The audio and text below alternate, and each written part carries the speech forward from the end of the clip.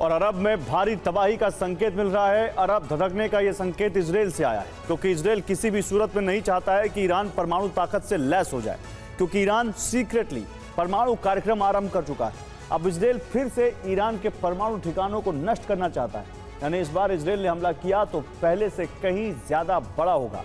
दूसरी तरफ ईरान ने विध्वंसक पलटवार की तैयारी कर ली है।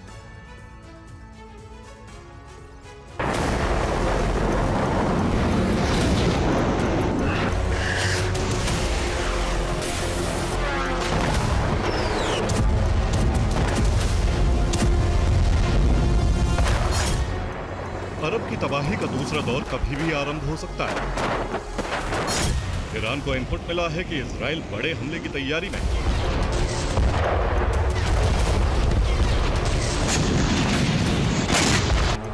इस बार पहले से बड़ा हमला होगा। पिछली दफा युद्ध 12 दिन से ज्यादा चला था। इस बार हालात उससे कहीं ज्यादा खौफनाक हो सकते हैं। इजराइल के पूर्व रक्षा मंत्री योव गैलेंट ने इसका संकेत दिया है।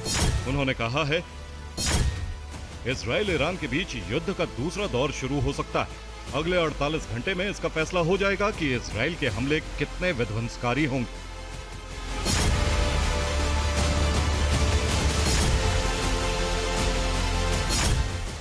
योव गैलेंट ने इशारा दिया है, जिससे साफ लग रहा है कि अगले 48 घंटे काफी अहम है, जिसमें इजराइल हमले की तीव्रता तय करेगा।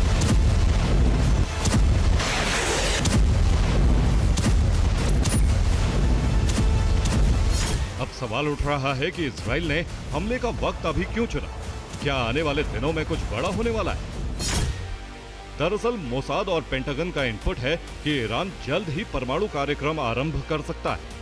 वो यूरेनियम संवर्धन 90% से ज्यादा करके न्यूक्लियर टेस्टिंग कर सकता है। इस बीच ईरान हथियारों की बड़ी खेप प्रॉक्सी गुटों को भेज सकता है, जबकि कई यूरोपीय देश यूएन में फिलिस्तीन को राष्ट्र के रूप में मान्यता का समर्थन कर सकते हैं।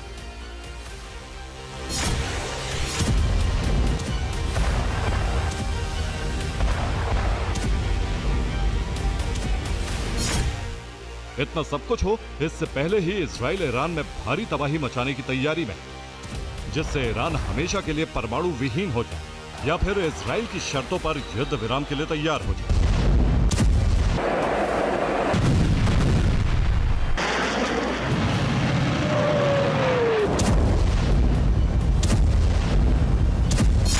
इस बीच ईरान ने भी कहा है कि वो इजराइल और अमेरिका से युद्ध के लिए तैयार है। ईरान की खुफिया एजेंसी ने दावा किया है, उसने वो तमाम ठिकाने पता कर लिए हैं जहां से ईरान पर ड्रोन और मिसाइल अटैक किए गए। उसके पास ड्रोन ऑपरेटर और उनके परिवार वालों की पूरी लिस्ट, साथ ही ईरान पर हमला करने वाले फाइटर जेट के पायलट की जानकारी भी। यानी ईरान अब टारगेटेड अटैक कर सकता है।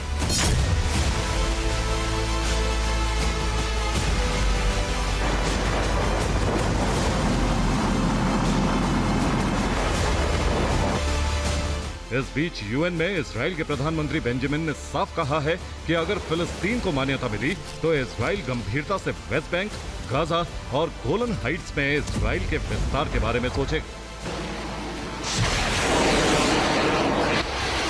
खामनेई ने गंभीर धमकी दी है कि ईरान मजबूर हो जाएगा अगर गाजा पर हमले नहीं रुके तो ट्रू प्रॉमिस 3 शुरू किया जाए। यानी अरब में ईरान इजराइल में घमासान कभी भी हो सकता है, जिसके आगे जाके एटमी युद्ध में बदलने के आसार हैं, क्योंकि ईरान चीन और रूस के साथ गठबंधन बना चुका है, जबकि इजराइल के साथ पश्चिमी देश आ चुके हैं। Bureau report, TV9 Bharat.